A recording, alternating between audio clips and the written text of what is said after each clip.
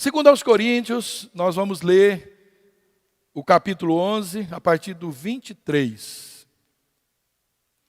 Paulo parece que estava um pouquinho meio nervoso, quando ele escreveu essa carta aqui, se justificando, obviamente, por algumas coisas que andaram falando a respeito dele. Ele diz: são eles servos de Cristo? Falando de outros apóstolos ou de outras pessoas que exerciam os seus ministérios. São eles servos de Cristo? Estou fora de mim para falar dessa forma. Eu ainda mais. Trabalhei muito mais, fui encarcerado muitas vezes, fui açoitado, mais severamente exposto à morte repetidas vezes. 5 vezes recebi dos judeus 39 açoites. 3 vezes fui golpeado com varas, 1 vez apedrejado, 3 vezes sofri naufrágio, passei uma noite e um dia exposto à fúria do mar, estive continuamente viajando de uma parte para outra, enfrentei perigo nos rios, perigos de assaltantes, perigo dos meus compatriotas, perigo dos gentios, perigos na cidade, perigos do deserto, perigos no mar e perigo dos falsos irmãos. Trabalhei arduamente, muitas vezes, fiquei sem dormir. Passei fome e sede, muitas vezes fiquei em jejum. Suportei frio e nudez. Além disso, enfrento diariamente uma pressão interior, a saber, a minha preocupação com todas as igrejas. Oramos, Pai, em nome de Jesus. Muito obrigado, Papai querido, Espírito Santo precioso que é, por nos trazer graça e revelação, por nos permitir falar essa palavra tão santa, tão poderosa, tão rica, tão viva. Pai, nós agradecemos, porque o Senhor continua, Pai, falando conosco. E nós, Pai, sim, cremos que essa palavra é a verdade, é a pessoa de Cristo, sendo vivenciado no nosso espírito. Nós oramos, Pai, pedimos Tua graça para ministrar com graça, com poder e autoridade, que seja simples nossa ministração, de forma que eles possam, cada um aqui possa entender o conteúdo, a dinâmica, a revelação dessa palavra, muito mais além do que, Pai, nossa capacidade possa ministrar. Que o Teu Espírito Santo fale, que Teu Espírito Santo traga revelação, Teu Espírito Santo possa me usar, Pai, para compartilhar nessa igreja, Pai, com esses irmãos, tudo aquilo que o Senhor quer. Eu oro e repreendo o mal, o espírito que tenta roubar essa semente, nos distrair, causar incredulidade em nós, eu repreendo e declaro, Pai, nossa mente totalmente cativa ao Senhor. Oramos, Pai, te agradecendo em nome de Jesus. Amém e amém. Vamos aplaudir a palavra do Senhor, querido. Amado, sexta-feira eu estava indo com a Márcia, não tinha ainda sido decretado essas restrições, porque foi meio-dia, enquanto eu almoçava lá, que isso veio ao ar, a gente estava almoçando no lugar e vemos o governador falar, e vimos o governador falar. E eu, assim, você percebe, já percebeu que cada uma que tem a sua característica para ministrar, tem a sua, evidenciado o ministério de cada um, graças a Deus, nós temos essa diversidade de ministérios, e já é notável que você consegue ver em mim esse cunho profético enquanto ministro, e é assim que eu oro pedindo ao Senhor, que eu quero ministrar dentro da necessidade momentânea da igreja, e que se não for, que o Senhor traga uma outra revelação, porque eu lendo cartas de Paulo, eu lendo a Bíblia, eu vejo que em todo o tempo, aquele que ministrava, aquele que trazia uma palavra naquele contexto, falava do momento em que estava vivendo aquilo, e eu creio que o Senhor novamente faz isso. Então, meditando nessa palavra, no caminho daqui para lá, porque às vezes nós ficamos algum tempo sem falar, a Márcia às vezes cantando, ou lendo, fazendo alguma coisa, às vezes ficamos tempo, e eu fiquei ali meditando, o Senhor, que tema, o que é, qual o texto, e eu já estava assim, meio que meditando sobre isso, mas não encontrava um tema central, e o Senhor trouxe muito forte no meu coração, que a hora que Ele trouxe, aquilo me alegrou tanto, que eu falei, amor, olha o que o Espírito Santo falou para mim, e eu compartilhei com ela. E o tema é esse: o que fazer quando nós estamos reclusos, ou quando nós estamos presos? O que fazer? Que é um tema bem para o nosso momento, como igreja, como nação, é um bom momento. E observando a vida de Paulo e o que ele realizava enquanto ele estava ali encarcerado, ele estava preso, nós podemos tirar grandes lições para as nossas vidas. Será que nós teríamos, né, todas essas cartas que o apóstolo Paulo escreveu, se ele não tivesse passado boa parte do seu ministério encarcerado? Porque Paulo ficou preso, querido, e muito tempo da sua vida vamos dizer que ele investiu, porque Paulo ele não jogava tempo fora, né? Ele investiu tempo na prisão, enquanto ele estava ali.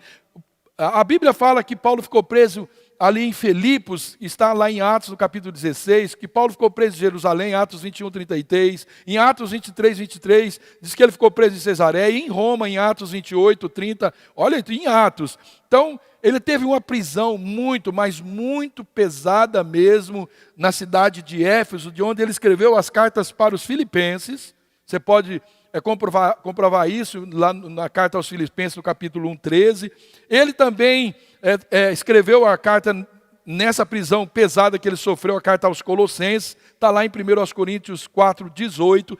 E talvez para Filemon, se você verificar o versículo 9 e 13, você vai ver isso também ali na carta de Filemon.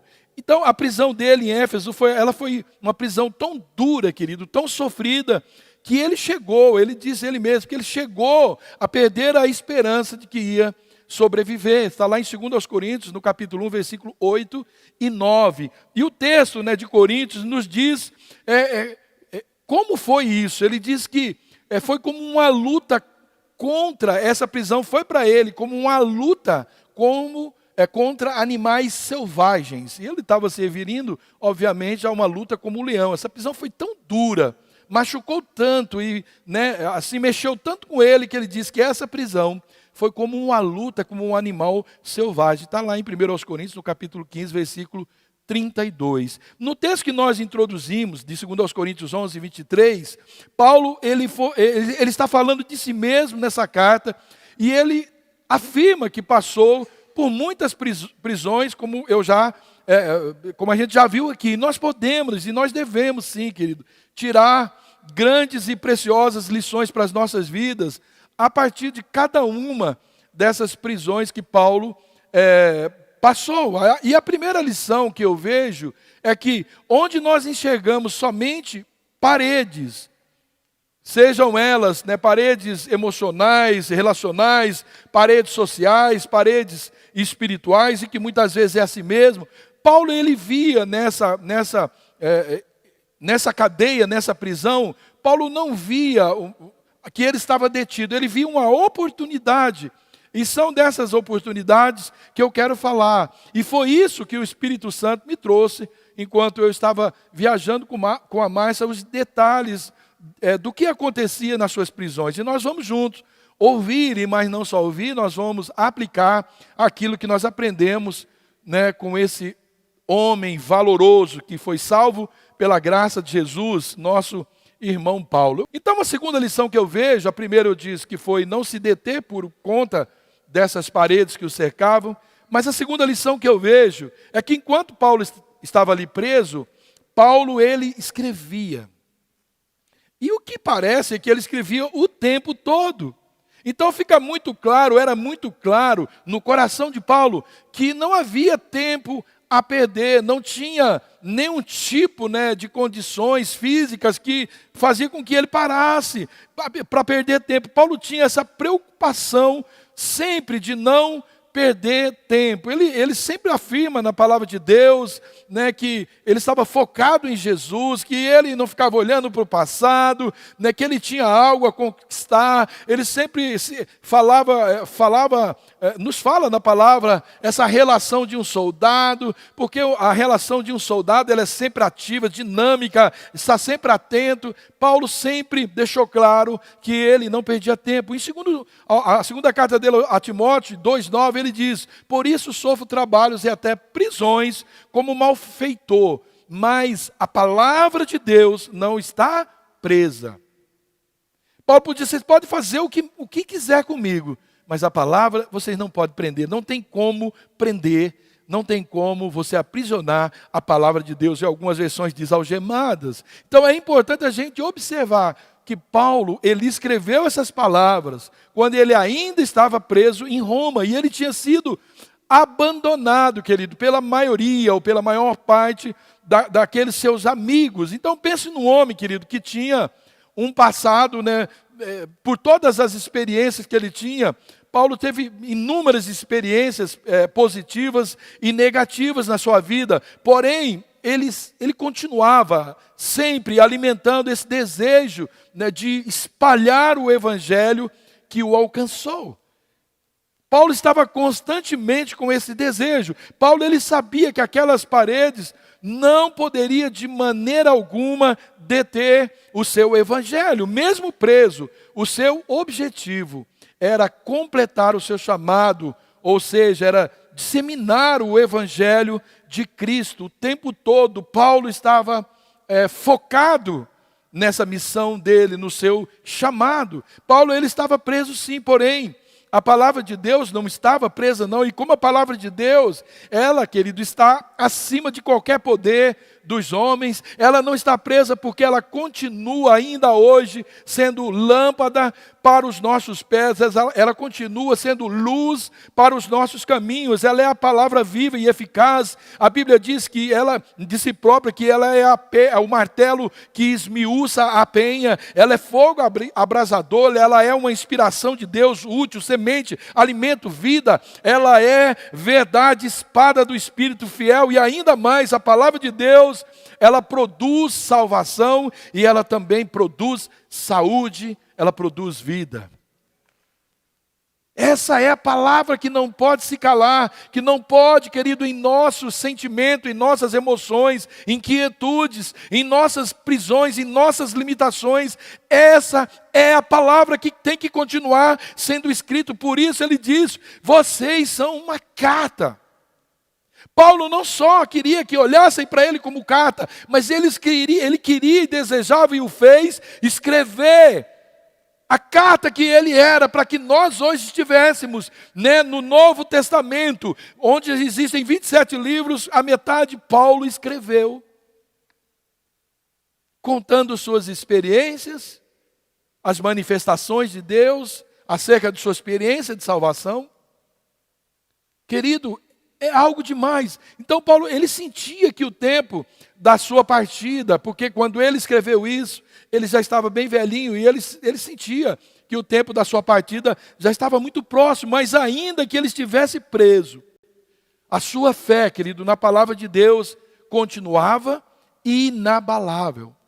Daí porque que ele sempre, com eloquência, né, ele pronunciou, ele falou dessa palavra, ele era profundo, ele era enérgico, ele era vibrante na palavra de Deus, naquilo que ele cria. Ele diz, a palavra de Deus não está algemada.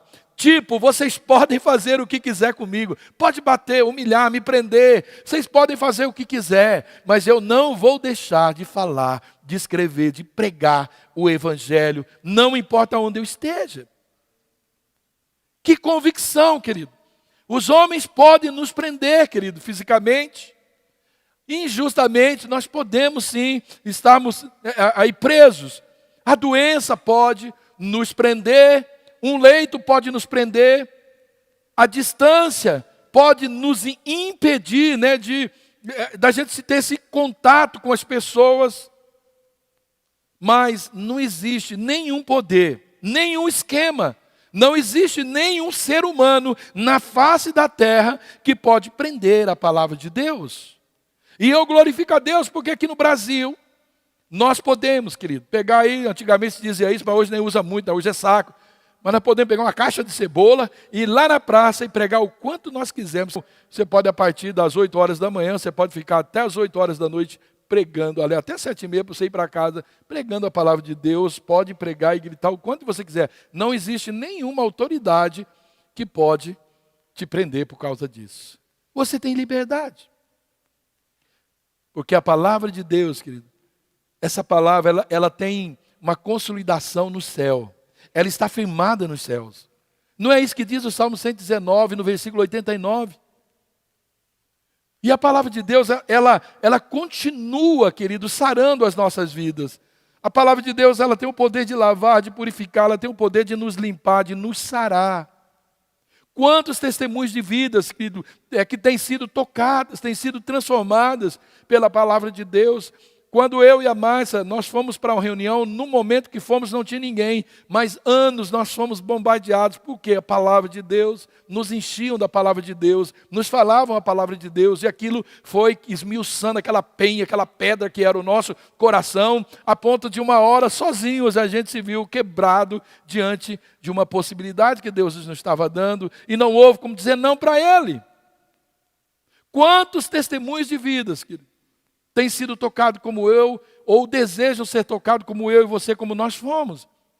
A Bíblia fala do semeador, aquele que saiu a semear a boa semente. No Mateus, no capítulo 13, a palavra de Deus, ela está agindo como um instrumento de Deus, ela está sendo semeada sempre, querido. Paulo, ele sabia disso. E ele fez questão, querido, de deixar registrado as suas experiências durante todas as suas prisões. Ele fez questão de deixar. E nós, queridos? Enquanto nós estamos nas nossas prisões, nós estamos escrevendo as nossas histórias de vida com Deus, as nossas experiências, o nosso testemunho. Será que durante esse tempo de pandemia, ou quem sabe nas nossas prisões emocionais, nós estamos pregando, nós estamos contando, escrevendo, enviando nossas experiências com Deus?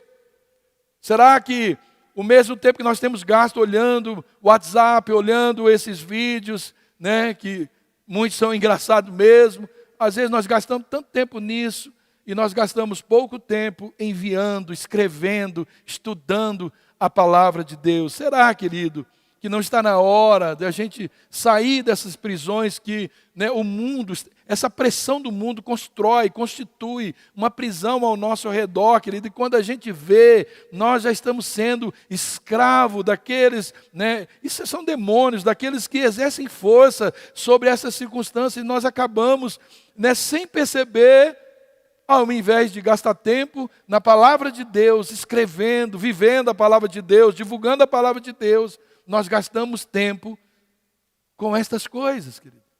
E não propagamos a palavra. Não fica um histórico, um registro, não fica um legado nosso por conta disso. Porque gastamos o nosso tempo não vivendo a palavra, não escrevendo a palavra, não desfrutando, né, comendo essa palavra. Às vezes, querido, nós acabamos escrevendo as nossas lamentações, né, nas paredes, né, das nossas prisões, ao invés de escrever uma história linda do nosso testemunho, nós ficamos escrevendo, sabe aqueles, eu já frequentei muito, é um ambiente que eu já frequentei muito, já fui guarda de cadeia, né, já trabalhei de segurança de cadeia, ela é toda riscada as paredes da cadeia, eles ficam riscando, fazendo desenho, e eles ficam colocando os números dos dias que eles estão naquele lugar, querido. Por quê, querido? Será que nós, às vezes, não estamos fazendo isso, né? Só marcando dias, fazendo a nossa vida só contagem de dias, fazendo desenhos que nada tem a ver, gastando o nosso tempo com coisas que nada tem a ver, que não acrescenta, não produz uma história como a de Paulo, que hoje nós lemos e estamos aqui pregando, e que faz a diferença, né, na terra e faz diferença nos céus. Sabe, amados, Paulo, mesmo em suas injustas prisões, ele exerceu o seu ministério e ele exerceu com muito zelo. Graças a isso, nós temos hoje preciosos ensinos através dessas cartas que Paulo escreveu ali em cada uma de suas prisões. Mas não para por aí.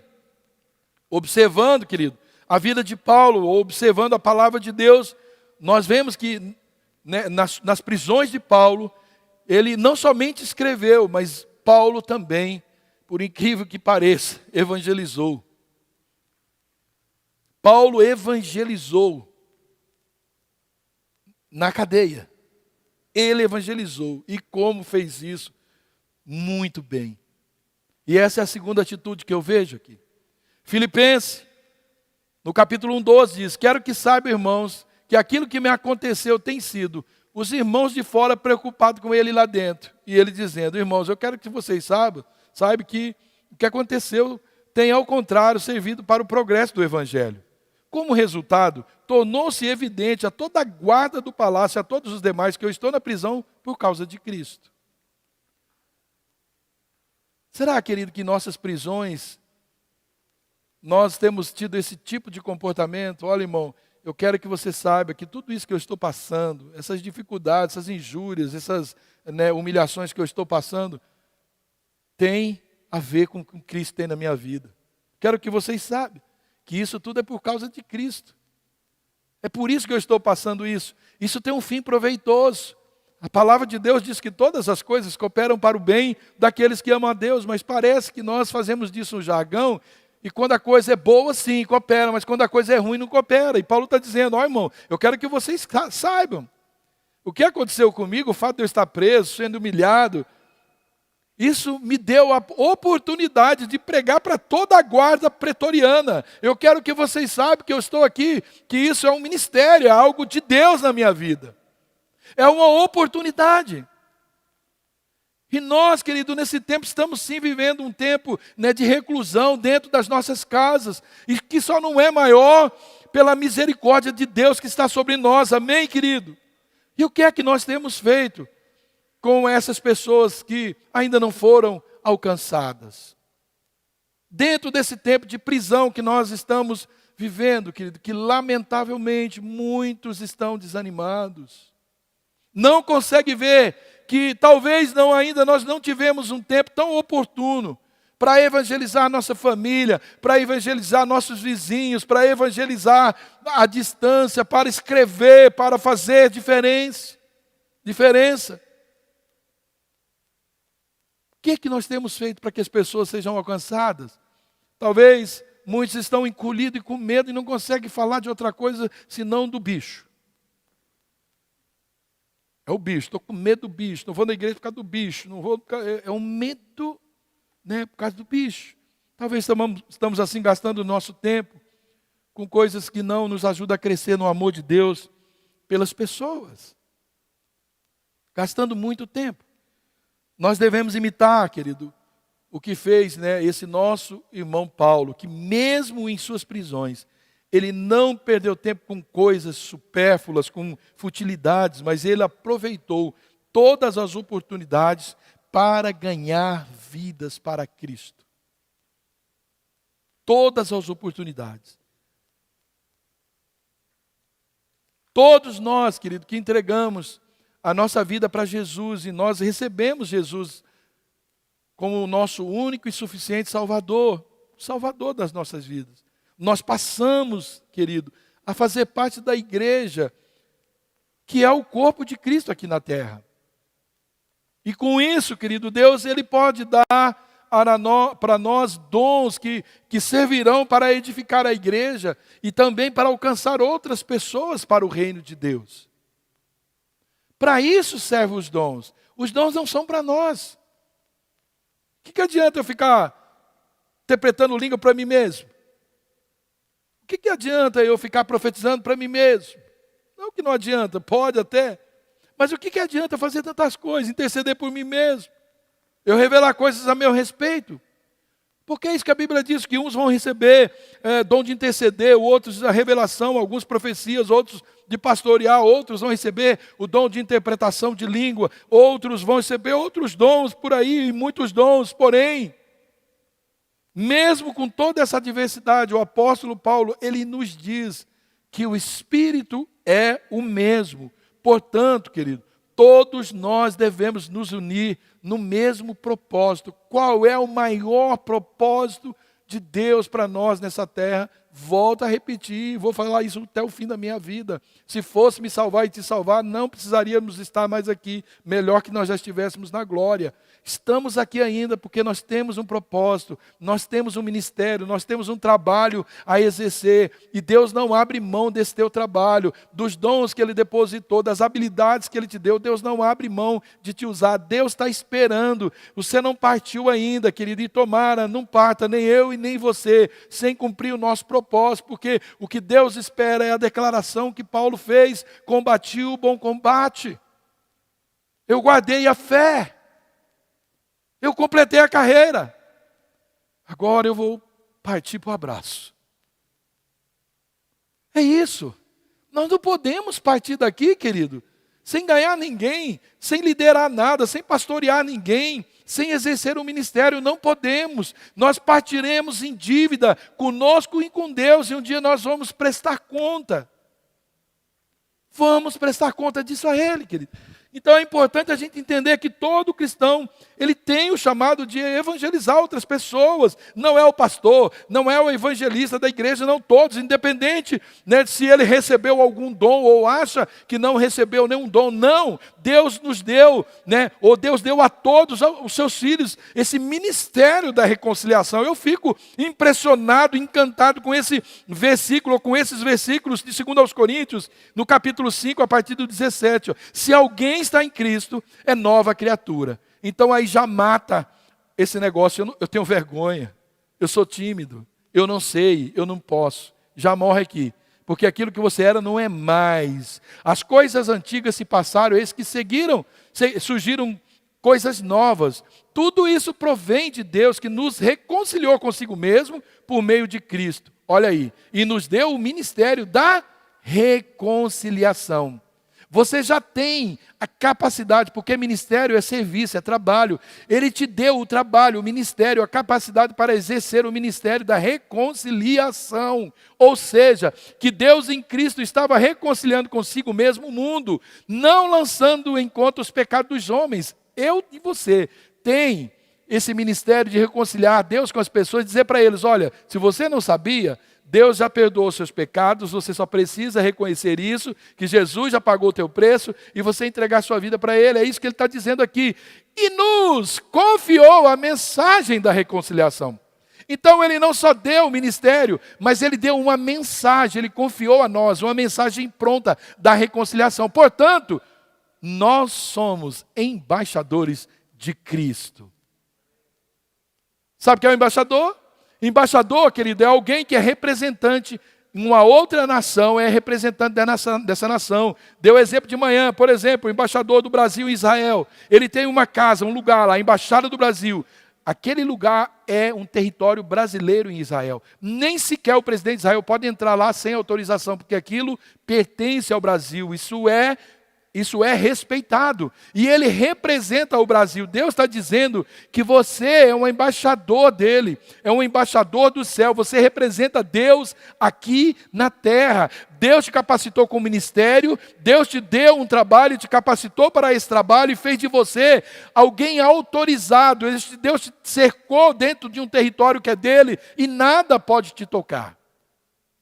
Mas ele não para aí, querido. Olha o que ele continua dizendo.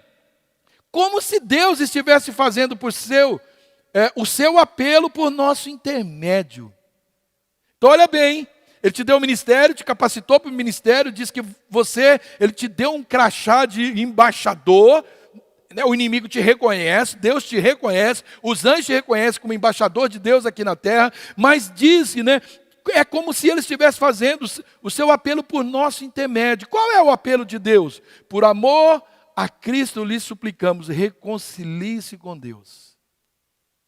Então está dizendo, né, é como se Deus estivesse fazendo o seu apelo por nosso intermédio. E o apelo é esse, que por amor a Cristo nós suplicamos, reconcilie-se com Deus.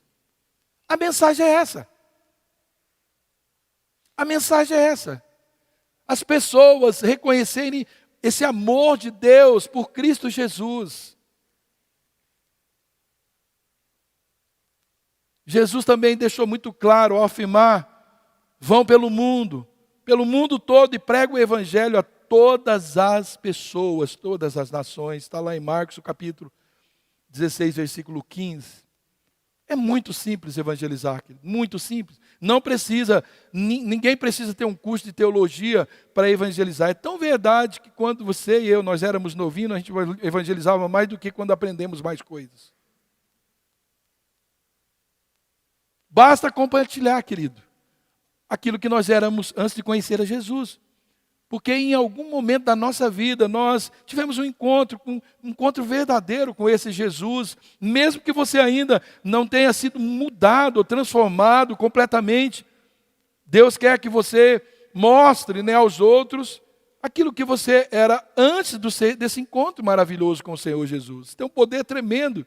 Fale também do que é que Jesus fez na sua vida. As pessoas sempre elas interessam quando eles ouvem histórias de transformação. Você tem um poder de atrair as pessoas para te ouvir. Com isso, né, o seu testemunho ele pode ser fundamental para que essas pessoas acreditem que Jesus pode mudar a nossa vida.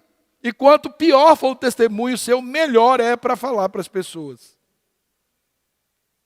Quanto pior for o seu testemunho, que você era antes, você contar isso tem um poder. Fale também sobre quem você é agora.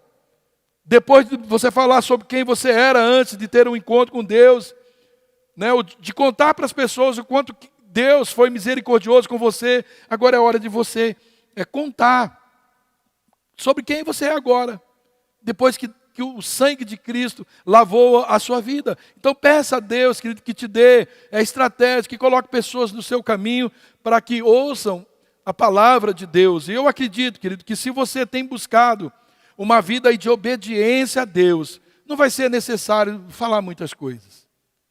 Não precisa falar muitas coisas, porque as pessoas, elas vão ver a luz, elas vão ver o perfume de Cristo exalando, né, fluindo sobre a sua vida. É simples isso, não é, querido? A gente poderia começar isso agora mesmo, ao sair daqui, por telefone, uma mensagem, poderíamos começar. O que mais Paulo fez na prisão, querido? Algo poderoso. Paulo abalou os céus. Paulo orou e Paulo adorou na prisão. Então Paulo não ficou olhando para as paredes, dizendo, ó céus, ó terra, ó vida, né? Agora eu aqui, me prenderam injustamente, o que fizeram comigo, acabaram comigo, né? Falaram de mim, Paulo não ficou preso nessas coisas, nas suas emoções, que certamente estavam lá presentes. Paulo não ficou preso a isso. Paulo também não ficou parado, conformado, não, ele começou a escrever.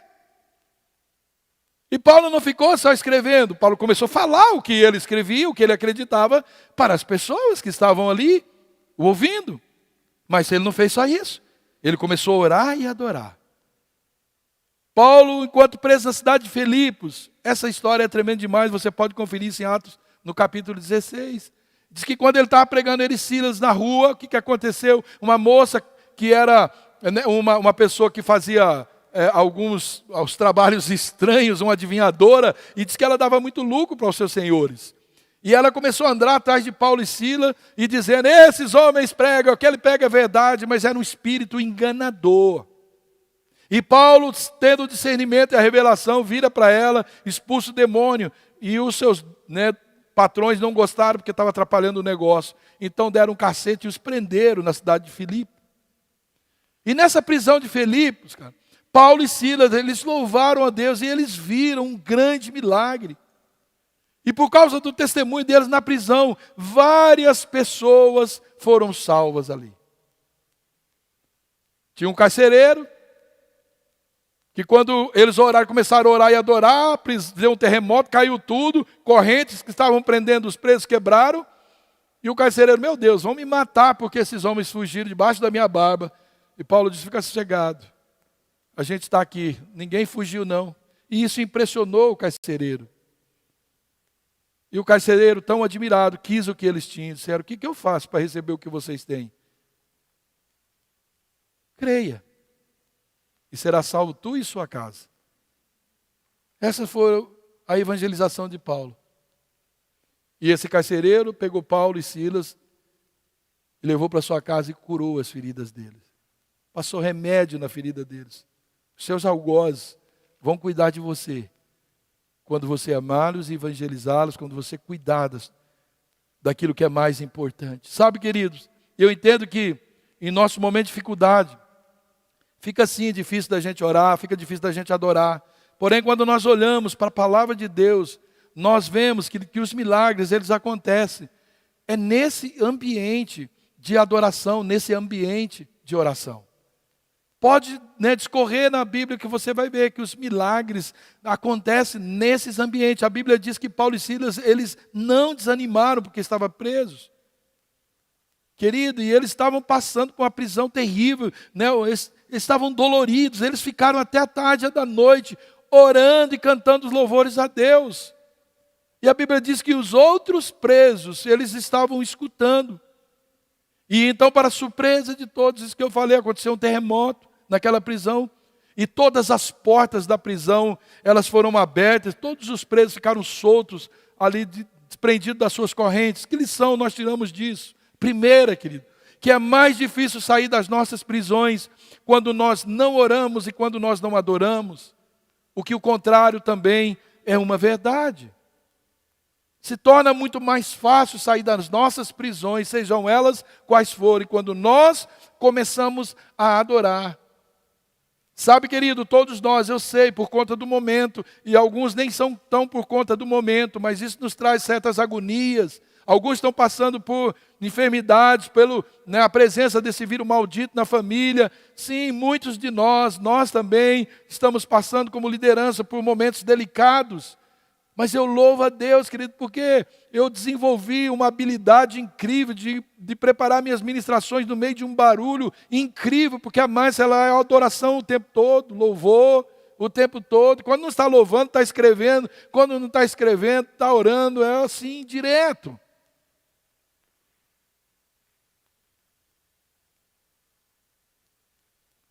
Outra coisa que eu aprendo, querido, que nós vemos muito pouco milagre ou nenhum, quando o que nos resta é murmurar por causa das situações adversas. Lembra de Geazi? O moço de Eliseu. Eliseu era o profeta que era o moço de Elias, que pediu unção dobrada. Então o que ele já tinha visto de Elias? Provavelmente Geazi tinha participado dessa escola, ou ainda, talvez um adolescente, tinha visto já. Isso ele conhecia. E agora ele está com alguém que tem o dobro da unção de Elias. Ele já tinha visto os milagres de Eliseu.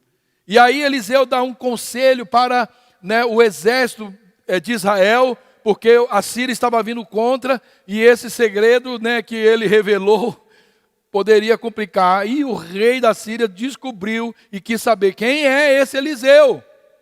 Vamos atrás dele, vamos trazer ele cativo, vamos prender ele, por que ele fez isso? E foram, e cercaram a cidade aonde estava Eliseu e o seu moço Geazi. Cercaram. E passou a noite inteira ali na campana, esperando amanhecer o dia para catar ele.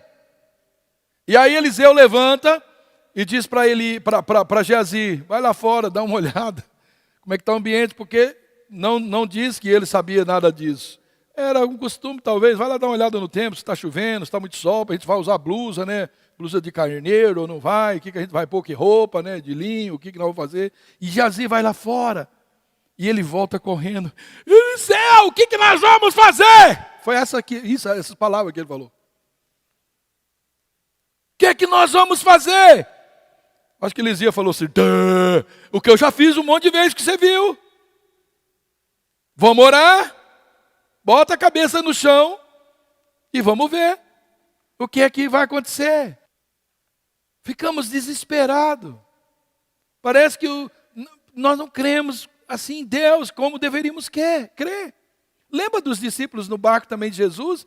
Jesus dormindo na tempestade. Aí os seus discípulos, começou aquela tempestade, e eles olham indignados, acorda Jesus, acorda Jesus. Você não vê que nós estamos perecendo?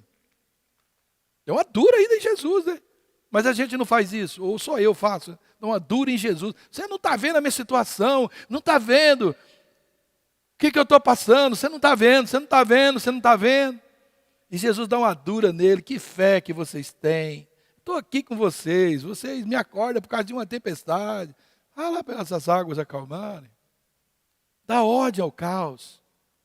Fala para o vale de ossos secos, fale. Querido, no mínimo, nós temos que fazer isso. Entrar no desespero não funciona. Outra coisa que eu aprendo, que nós podemos ganhar muitas vidas para Cristo, se nossas prisões forem regadas com oração e adoração. Outra coisa, as nossas feridas, elas não doem mais do que as chagas do Senhor Jesus. Nossas feridas, elas certamente são suportáveis, porque Deus diz em sua palavra que Ele não permitirá que nós passemos por coisa, ou Ele não nos dá algo que nós não possamos suportar de maneira alguma. Quinta coisa que eu acredito que nós podemos aprender, que oração e louvor quebram as cadeias que nos prendem. Oração e louvor derrubam qualquer prisão que possamos estar enfrentando. Sabe, querido, aquela impressão de que quanto mais eu estou aprofundando em Deus, parece que as minhas lutas aumentam. Eu, assim, não nego isso não, querido, porque eu disse de manhã que cachorro morto, ele não late, cachorro morto não morde, mas cachorro vivo, ele é perigoso, ele incomoda. Nós estamos vivendo nesse mundo. O que nós estamos assistindo aí em mídias, em muitas coisas que você tem visto, é um levante contra a igreja, sabe, querido, por quê? Porque a igreja, ela é poderosa. Ninguém pode deter a igreja, nunca deteve nada. Os maiores reis que passou pela terra não pôde parar o projeto de Deus. Ninguém vai parar a igreja. E esse maldito Satanás sabe disso. E pessoas são usadas para tentar, mas não vai. A igreja verdadeira, ela vai sobreviver. E se você acha que não está bom, é porque você está incomodando o cão e ele vai se levantar. Mas você pode ter certeza que você já é mais do que vitorioso. Somos mais do que vitoriosos. Paulo e Silas, querido, eles não foram parar naquela prisão porque eles tinham feito mal para alguém. Não, é muito pelo contrário. Foi porque eles fizeram bem. Eles expulsaram um demônio enganador que possuía aquela moça. Lembra, que tudo começou quando eles estavam indo aonde? No lugar da oração. Aí acaba de azedar, eu estou vindo para a igreja, aí chega ali, eu estou vindo orando para a igreja, encontro uma pessoa necessitada, eu ajudo, ando mais 100 metros, bato o carro. Peraí, Deus, como assim? O Senhor viu o bem que eu fiz, estou indo para a casa de oração, e o Senhor me permite isso, bater o carro.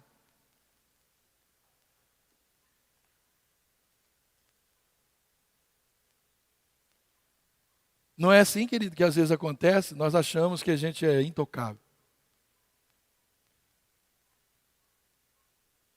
Por fazer o bem, querido, e nos dedicarmos a Deus, nós vamos passar por aflições, muitas aflições, tal como Paulo e Silas na prisão. Contudo, nós precisamos fazer assim, uma boa análise das nossas motivações no nosso serviço a Deus, para que a gente saiba que tudo por Ele vale e vale muito a pena.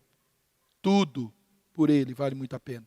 A atitude do Paulo e do Silas na prisão, orando e louvando, são para mim, o ponto-chave dessa história. Vejam, eles foram açoitados, torturados, com feridas por todo o corpo. Eles foram limitados nos seus movimentos por um tronco muito pesado. E o pior, eles estavam no pior lugar da prisão. A gente foi numa dessas prisões, terrível. Frio, lá fora 40 graus, lá embaixo frio. Úmido, mofado. Mau cheiro e provavelmente muito frio. Mas perto da meia-noite, e eu creio que foi perto da meia-noite, isso é uma conclusão minha, porque até ali a dor estava demais. Então perto da meia-noite eles já estavam conseguindo falar. Ao invés de estarem gemendo de dor, reclamando da vida, eles estavam orando e cantando hinos a Deus. E o texto lá em Atos 16, 25 diz que os outros presos ouviam. O que é que os nossos vizinhos têm visto? Nossos parentes? Nos momentos tensos da nossa vida? De dor. O que eles têm ouvido? Louvor e adoração? Ou reclamação, murmuração, xingamentos, negação? A atitude deles, querido, eram vistas e ouvidas pelos outros presos que estavam ali. Eles estavam provavelmente presos, esses outros, porque eles mereciam estar ali. Eles mereciam. As nossas atitudes, querido, de adoração e submissão a Deus devem ser vistas não apenas quando as coisas estão indo bem, mas principalmente quando essas coisas não estão muito bem.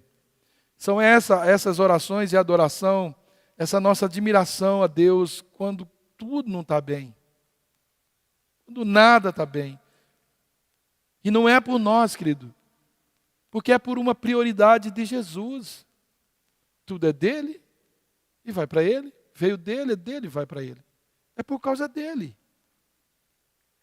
É por causa dele. Lembre-se que outros presos que estavam ouvindo, e através da nossa satisfação e esperança em Deus, muitas pessoas, elas vão ouvir a nossa oração e a nossa adoração, e elas vão ser atraídas. Enquanto o louvor e as orações de Paulo, né, e de Silas na prisão estavam ali enchendo o céu, então veio esse terremoto que abalou aquele alicerce, aquela prisão se abriu.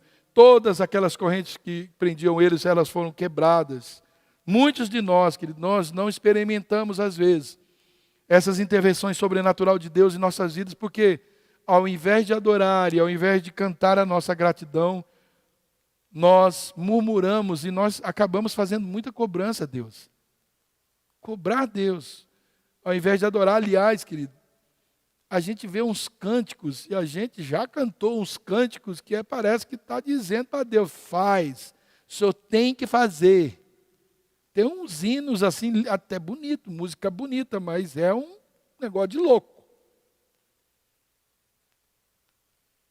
Esses dois servos de Deus, querido, que estavam sofrendo injustamente por fazer o bem, né? Sofrendo injustamente porque eles estavam fazendo o bem. Isso mostra para nós qual que deve ser a nossa atitude diante do sofrimento, da dor, né? É simplesmente a verdadeira adoração. Nós não temos nada mais para fazer. E por fazer isso, Deus os respondeu com a libertação. Isso é, com certeza, querido, um divisor de água entre a prisão e a libertação. A adoração, a oração é um divisor de água entre a prisão e a libertação. O adorador, o homem e a mulher de oração, mais cedo ou mais tarde vai sair de suas prisões. Mas o que substitui a adoração e o louvor e a oração pela murmuração vão continuar presos nos mais diversos tipos de prisão. E isso deve estar sempre, querido, diante dos nossos olhos. Sabe, queridos, mais importante, né, que o direito de ir e vir que nós temos na nossa sociedade é a nossa liberdade interior. Às vezes nós estamos preocupados com os nossos direitos exteriores, mas dentro nós estamos aprisionados. Muitas pessoas, elas são prisioneiras de si mesmas. E só Jesus, mas só Jesus, atraído pela oração e pela adoração, pode produzir uma libertação eficaz. Para concluir, querido, Paulo e Silas na prisão, eles nos mostram que a vida ela é muito mais do que um conforto, ela é muito mais do que um bem-estar. A gente não vê isso na Bíblia. O que nós queremos hoje como evangelho, a gente não vê na Bíblia toda. Não tem esse negócio na Bíblia toda. O que nós estamos pedindo hoje para Deus não está na Bíblia, querido. O que a maioria dos crentes pedem hoje não é desse jeito na Bíblia. A gente não vê. É só estudar a biografia desses homens, é só estudar na Bíblia a vida desses homens. Não é como a gente pensa, querido. Muitas pessoas, elas são prisioneiras de si mesmas. Só Deus pode mesmo nos libertar disso, querido. Nós aprendemos também com Paulo e Silas que satisfação não é sinônimo de sucesso, mas que o mesmo né, que os insucessos da nossa vida venham, nós precisamos estar no centro da vontade de Deus. Nós precisamos aproveitar, querido, os insucessos como oportunidades que Deus está nos dando para que as pessoas conheçam a Jesus. Nossas dificuldades se tornam excelentes testemunhos. Nós devemos, sim, vislumbrar muito mais do que o conforto, que a segurança de uma boa vida. Mas viver uma vida, querido, e uma vida com significado. Não posso só viver. Minha vida precisa ter um significado genuíno para Deus. Né? O que aprendo com esses dois homens de Deus é que eu posso me deixar usar pelo Espírito Santo, porque Ele quer que essas coisas estejam, mesmo que as coisas estejam bem ou mal, né? Ele quer estar conosco, Ele quer ver a nossa atitude. Ele vai estar comigo e Ele vai me ajudar a suportar todas as coisas. E assim também nós vamos ver essa intervenção do Espírito de Deus na nossa vida. Nós aprendemos ainda que nós podemos fazer muitas coisas, mesmo quando as circunstâncias diversas estão nos cercando. Basta a gente conhecer o propósito da nossa existência. Esse é fundamental. Você não existe por existir. É mais, está muito mais profundo do que isso.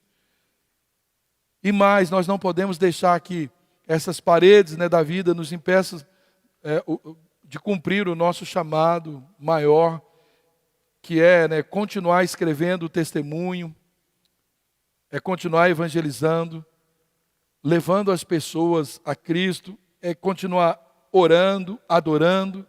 Porque, querido, nós nascemos para isso e nenhuma cadeia que nós estamos enfrentando é tão resistente que ela não possa ser totalmente destruída.